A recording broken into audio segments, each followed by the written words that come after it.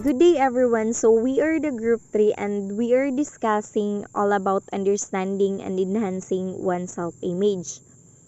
I am Jasmine Villacarello together with my co-reporter Cassandra Gudin, Charito Loste, Sheena Amador, Kenneth Capito, Chelsea Diola, and Lauren Angeline Lastimado.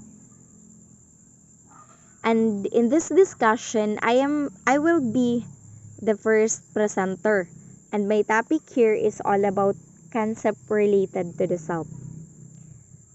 According to Carl Roger, a psychologist, was the proponent of self theory. This theory is regarded as humanistic and it is a move towards recognizing the human potential for psychological growth. And he also believed that concept related to the self is made up of different parts. What are those? The first, we have here the self. Self is made up of many self-perception, ability, and personality, characteristics that are organized and consistent with one another. Also, according to Rogers, 1993, self-concept plays an important role in personality because it influences human behaviors, feelings, and thoughts. Self-concept refers to how people see or describe themselves. It is a subjective perception of who people are and what they are like, or the person I think I am, or the person I wish to be. Also, there are two types of self-concept: people with positive self-concept and people with negative self-concept. When we say here people with positive self-concept, it tend to act, think, feel constructively and optimistically. They think of themselves in a good light. On the other hand, people with negative self-concept, they behave, think, and act with pessimism. When we say here pessimism, it is a person who habitually expect bad things to happen or thinks things are bad. They do not believe in their ability to do things or carry out certain tasks. It's like uh, they don't have enough confidence in what they are going to do. And also, there are two kinds of selves: the real self and the ideal self. When we say here real self, it is the image or picture of the self based on a person as having a positive self or self-concept. And the ideal self, it is self based on one's hope and wishes. It reflects how one's like to see himself or herself to be. The person who knows you best, your abilities, talents, personality, and characteristic is you. You know your positive or high points as well as your negative or low points. Make sure to maintain or sustain strength. Likewise, strive to improve and change your weaknesses or negative points into something positive. Discrepancy in self. Self-concept is a construction of beliefs of oneself. Rogers states that there is usually contradiction or discrepancy between the real self and ideal self. It is when we are not able to reach the ideal self which leads to feeling of failure that eventually might even develop a negative self-concept. So, para mawala yung negative self-concept, it is important to have positive regard in our life. So, positive regard is the love, acceptance, and respect from the people in our environment, especially our family and loved ones. So, there are two types of positive regards: the conditional positive regards and unconditional positive regards. Conditional positive regards is received when we are able to meet the expectations and standards of others, while unconditional positive regards is received when people around us accept us for who we are. Moving on, let's talk about self-esteem. So first, What is personality and social development? So, personality and social development refer to how a person's sense of self or self-identity, relationships with others, and skills necessary for social interactions evolve. Why personality development is important? So, personality development is important because you need to set an example for people around you. And personality development not only makes you look good and presentable, but also helps you face the world with a smile. Furthermore, personality development goes a long way in reducing stress and conflicts. It encourages individuals to look at the brighter sides of life. In social development naman, it can be affected by a child's personality, the opportunities they have for social interaction, behaviors learned from parents, and developmental disorders. For example, a child who has a short temper and witnesses violence in the home may have trouble learning how to play well with other kids. So the next one is personal or self-identity. So it explains how people describe themselves in terms of values, goals, traits, and perceptions unique to them. So it is closely related to self-esteem or how much people value themselves and their worth as a persons. In easy understanding of self-identity, it simply means that it is how you identify and define yourself. And also, it is the awareness of one's unique identity. For example, the feeling of a teenager that she can be who she is instead of falling into the pressures of drugs and alcohol. Then, let's move on to self-esteem. So, what is self-esteem? It is the level of importance attributed to oneself and one's abilities. Self-esteem is how we value and perceive ourselves. It has to do with the feelings people experience that follow from their sense of worthiness or unworthiness. So, self-esteem is important because it heavily influences people's choices and decisions.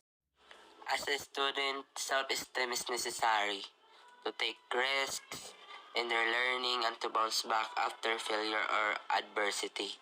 So having a high self-esteem or self-confidence, it leads you to success or it can make you move forward to another chapter or journey of your life. If you have low self-esteem or lack of confidence, you should boost it. Because if you don't believe or trust yourself and to your ability, you will always doubt your worth and ability, which can't make you to success. As I said earlier, self-esteem is the level of importance attributed to oneself and one's abilities. One may put a high value or a low value on his or her worth as a person. So, self-esteem, as you can see in the diagram, it is likewise associated with important positive or negative outcomes. As you can see in the diagram, under the positive outcomes is high self-esteem because high self-esteem is associated with positive outcomes which is correlated with healthy social relationships, being emotionally and socially adjusted, cheerfulness, and overall happiness. On the other hand, under the negative outcomes, as you can see in the diagram, is low self-esteem because low self-esteem is associated with negative outcomes like depression, anxiety, antisocial behavior, and poor personal adjustment. Furthermore, we should strive to develop a high self-esteem because it determines our kind of personal and social relationships. Holding good feelings about oneself results in flexibility and adaptability to situations and people. On the other hand, A low self-esteem may lead to poor social relationships. The next reporter to discuss about self-actualization is Miss Sheena Amador. So let's now discuss about self-actualization. Humans possess an inner drive to grow, improve, and use their potential to the fullest, according to Plutnik 2014. This statement is in fact true because we humans grow each day, and while we are growing, we experience different kinds of things. That's why we improve. And while improving, we reach and discover the highest potential of ourselves. And that is the final stage in the completed growth, which is known as the self-actualization or the self-fulfillment, which is a major tenet in humanistic psychology. According to Abraham Maslow, 1943, a self-actualizing person has reached the highest level or peak of his or her personal development and has fully realized his or her potential as a human being. To better understand self-actualization, for example, you have created a more purpose and meaningful life. So when a person is able to create more purpose in their life or live purposefully, they feel they are living their best life. Another example is you become comfortable with the uncomfortable things. We know that growth comes from sitting with being uncomfortable and recognizing that by doing this, you continue to grow and will eventually become comfortable, or in short, you learn to sit with uncertainty. Another example is you recognize the realization of your potential, which will help you develop your abilities. Then you are more concerned or focused on what will help you grow. You are less concerned about other people think of you. Then you are able to fully use your talents and strengths without being deterred by your challenges. Then having self-awareness that creates greater self-acceptance. And you have reached a place where your ideal self is actually the person who you are. The self-fulfilled person is generally happy, generous with his or her time and effort to help others, and strives for the common good for his or her family, community, country, and even humanity.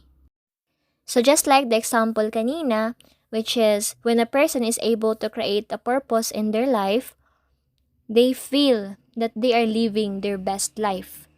And when they reached a place where their ideal self is actually the person who they are, it makes them generally happy and generous with their own time and effort to help their loved ones.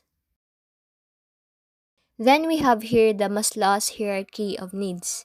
It explains that individuals' actions are directed toward goal attainment.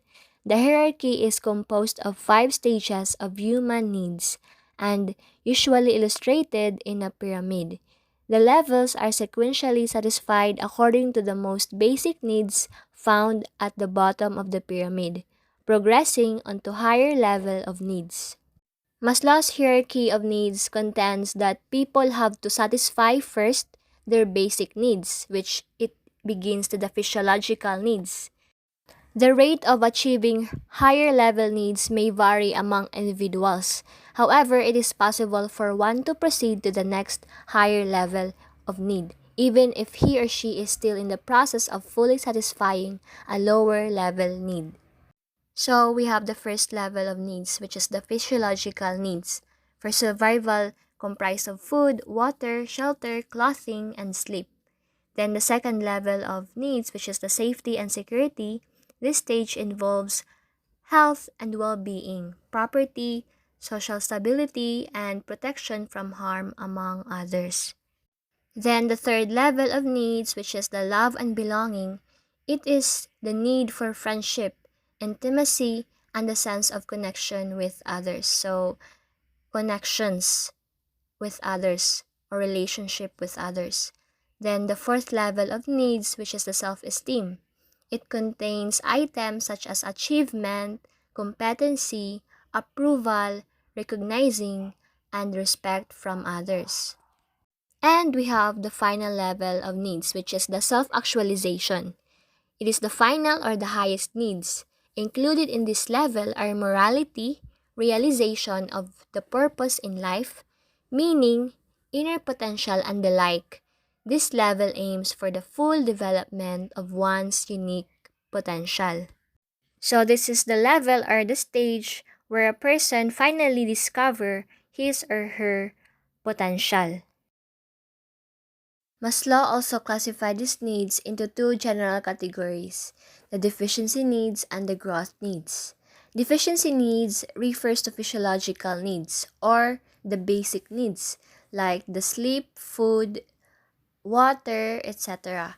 Then we have the psychological needs, which are the safety, love, and esteem needs. While the growth needs are those at the higher levels. So this level is the self-actualization needs because it is the desire of truth, beauty, and justice. The next to discuss about the characteristics of self-actualized persona is Mr. Capito. Characteristics of self-actualized persona. Now that we learned about self-actualized person, let's talk about its characteristics.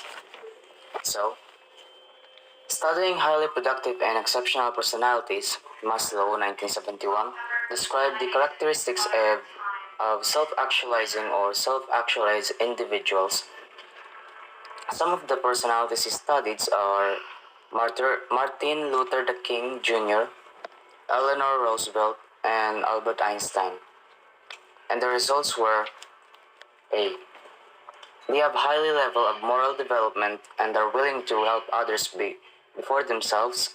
Also, all of them are working not for fame or money, and only have focus in what's in front of them.